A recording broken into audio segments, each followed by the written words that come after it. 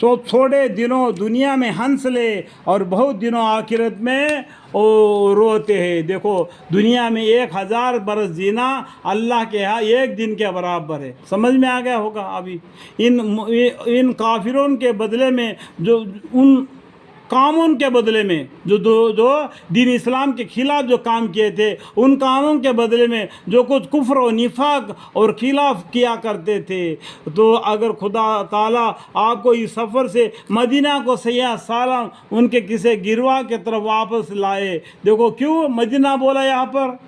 پیغمبر صلی اللہ علیہ وسلم مکہ میں نہیں تھے نا، مکہ میں سے ہجرت کر کے مدینہ آئے تھے۔ مدینہ میں کیا گیا؟ انصاری قوم نے پیغمبر صلی اللہ علیہ وسلم کو ساتھ دیا اور انہوں کے مدد سے اور دین اور بھی پھیلا۔ اس میں بہت سے باتیں ہیں، آپ فضائل اعمال میں صحابہ کے قصہ پڑھیں گے تو معلوم پڑ جائے گا، ٹھیک ہے؟ تو اگر خدا تعالیٰ آپ کو اس سفر سے مدینہ کو سیاح سالم ان کے کسی گروا کی طرف واپس لائے، دیکھو مدینہ بولے یہاں پر، اس کے بعد میں بہت سے لڑائی ہوگی اور مسجد حرم میں بھی لڑائی ہوگی۔ وہ مسجد حرم کو یعنی مکہ کو بھی جیت لیا، چاروں طرف اسلام پھیرنے لگا، اس لیے بولتے ہیں اذا جاء نصر اللہ والفتح ورأيت الناس يدخلون في دين الله افواجا فسبح بحمد ربك واستغفر انه كان توابا۔ یہ جب سورہ نازل ہوگا پیغمبر صلی اللہ علیہ وسلم کو اپنے آپ معلوم ہو گیا کہ جو میں نے آیا وہ کام پورا ہو گیا، ابھی اللہ سے معافی مانگتے رہنا۔ چاروں طرف سے دین کا بول بالا ہو گیا، یعنی جو مکہ جو جیت لیے، مدینہ جیت لیے، چاروں طرف سے دین اسلام کا بول بالا ہو گیا، حج مقرر ہو گیا، کوئی سر منڈانے لگا، کوئی صفا اور مروہ کا، وہ حج کے بارے میں ہے تو یہاں پر وہ نہیں ہے تو نہیں ملانا چاہتا ہوں، اللہ مغفر لی۔ پھر لوگ کسی جہاد میں چلنے کے اجازت مانگے تو آپ یوں کہہ دیجئے کہ تم کبھی بھی میرے ساتھ نہ چلو گے اور نہ میرے ہمراہ ہو کر کسی دشمن دین سے لڑو گے۔ تم نے پہلے بھی بیٹھے رہنے کو پسند کیا تھا، تو ان لوگوں کے ساتھ بیٹھے رہو جو واقعہ پیچھے رہ جانے کے لائق ہی ہے۔ یہاں پر یعنی 3 صحابوں کا قصہ ہے، وہ 3 صحابوں کا قصہ فضائل اعمال میں پڑھیں گے، اتنا مزہ معلوم ہو جائے گا۔ ان 3 صحابوں کے اوپر جو جہاد میں نہ جانے کے وجہ سے ان کے دلوں پر کس طریقے سے تکلیفیں پہنچی، تو انہوں نے یہاں تک یہاں تک ہو گیا کہ پیغمبر صلی اللہ علیہ وسلم کے پاس جا کے معافی مانگے کہ باقی لوگوں نے کوئی نہ بہانہ بتا دیا، لڑائی میں تو کیوں نہیں آیا بھائی؟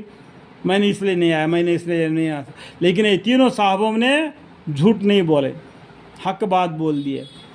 تو انہوں نے ان کے دلوں پر کیا گزرا آپ فضائل اعمال کو پڑھنے سے معلوم ہے۔ یہ دیکھو، یہ میں نے سورہ توبہ پڑھا، یہ سورہ توبہ جب ہم قرآن پڑھ لیتے آ رہے ہیں تو یہ سورہ آ گیا تو وہاں بسم اللہ الرحمن الرحیم نہیں پڑھنا،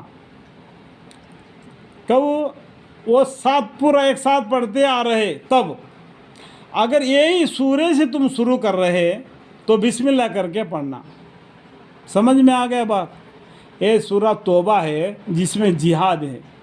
اگر کوئی گھر میں چور آ جاتا ہے، اس کو بسم اللہ الرحمن الرحیم آؤ بیٹھو ایسا بولو گے، یا عورت کو بولو گے کہ یہ چور آ گیا ہے اس کو تم دوڑاؤ، میں ایسا بولو گے کیا؟ یہ دونوں باتیں بھی بالکل حرام ہے نا۔ تو چور کو پکڑو گے، مارو گے اور اس کو سزا دو گے، 4 آدمی میں لے جاؤ گے، اس کو بے عزتی کرو گے، ٹھیک ہے؟ یہ کہنے کا مطلب یہ ہے، جب یہ سورہ جب سٹارٹ ہو گیا، پیچھے سے پڑھتے آ رہے، جب یہ سورے میں آ گئے تو بغیر بسم اللہ الرحمن الرحیم کے سورے کو پڑھ لو۔ ابھی یہاں تک میں نے پڑھ لیا، ابھی میں نے کیا یہاں تک ٹھہر گیا کہ انشاءاللہ کل کو پڑھ لیں گے یا بعد میں پڑھ لیں گے۔ تو اس کے بعد میں جب یہ سورہ کو پڑھنے لگو تو بسم اللہ الرحمن الرحیم پڑھ کر پھر سورہ کو شروع کرنا۔ اس بات کو معلوم ہونا چاہیے۔ اللہ تعالیٰ سب کو سمجھداری عطا فرمائے اور بھی مجھے علم عطا فرمائے۔ وقل ربی زدنی علما وقل ربی زدنی علما وقل ربی زدنی علما قال ربی اشرح لی صدری ویسر لی امری واحلل عقدۃ من لسانی یفقہوا قولی۔ اللہ مجھے معاف فرمائے۔ قرآن شریف کے جو معنی جہاں پر لکھا ہوا ہے، جو میں پڑھ کر سنا رہا ہوں، تو اس میں سمجھانے کے لیے میرے طرف سے کچھ باتیں ملا رہا ہوں تاکہ سننے والا اس آیت کو سمجھے، اس کا معنی کو سمجھے۔ اللہ تعالیٰ اس گستاخی کو مجھے معاف فرمائے۔ اگر یہ گستاخی سمجھو یا علمی سمجھو یا سمجھداری سمجھو، جو بھی سمجھو، مجھے معاف فرمائے اور مجھے علم عطا فرمائے۔ وآخر دعوانا ان الحمد للہ رب العالمین، آمین ثم آمین والحمد للہ رب العالمین۔